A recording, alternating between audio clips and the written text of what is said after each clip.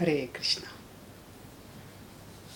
To reduce suffering to a spectator sport is to sentence ourselves to perpetual suffering, is to perpetuate our suffering.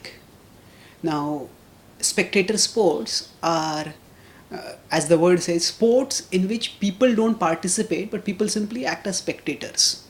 So, now to reduce or to treat suffering as a spectator sports means that people sometimes get some perverse kind of pleasure in seeing the suffering of others.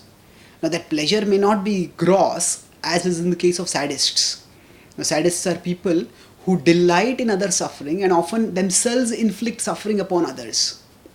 And in that way, they get joy. So that is of course a very perverse and unfortunate thing. But beyond that, even nowadays if we see in the entertainment industry, we will see that suffering and even death are reduced to a spectator sport.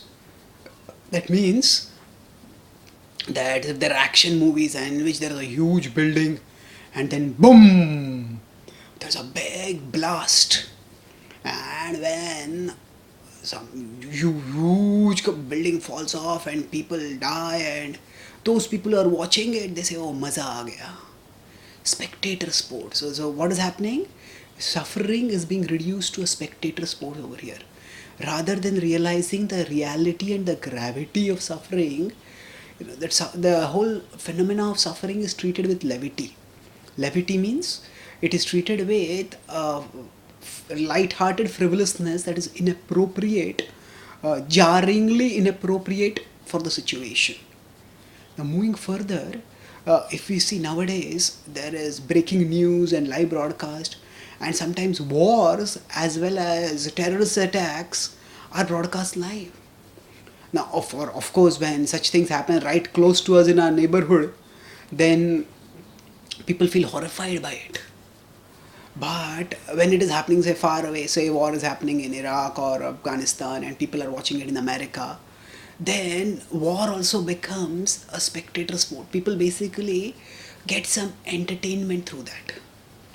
And similarly, when some people get suffering, some people get a disease, then there are some people, so somebody has got cancer or somebody has got a heart attack, instead of doing something practical to help that person, often when people hear the news that somebody's got a heart attack or cancer, then they go into an autobiographical mode or a biographical mode, or basically a story mode, where they start telling what disease I have got and how I suffered because of that, how I dealt with that, or who all had got heart attacks and what happened to them.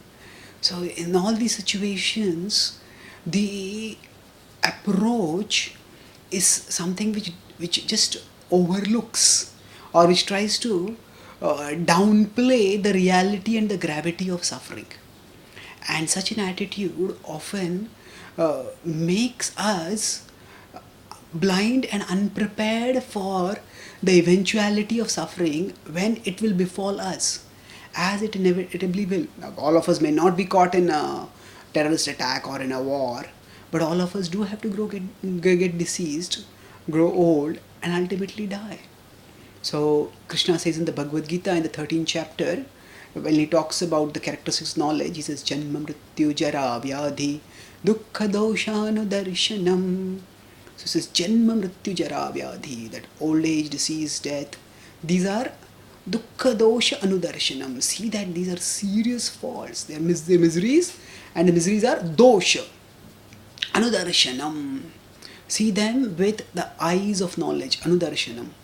So see the miseries as faults. What that means is that rather than imagining that we are in a safe zone while the suffering is playing out as a spectator sports, for us to have a ringside view, we have to recognize that we are also in the field and we will also get the suffering sooner or later.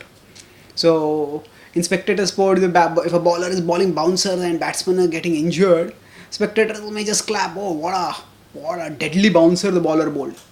But we have to understand that life is not just sending bouncers to others, life is going to send bouncers to us also.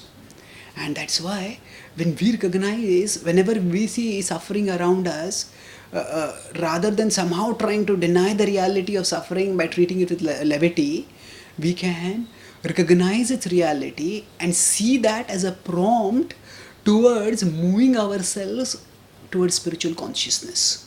So when we understand our identity as souls, when we experience our spiritual connection with Krishna through Bhakti Yoga, then we experience the reality of spiritual reality. And we feel inspired to move deeper and higher into that spiritual reality, which will ultimately be beyond suffering. So rather than treating suffering as a spectator sport, we can see suffering as a spurt, as a prompt for pushing us towards spiritual reality. Thank you. Hare Krishna.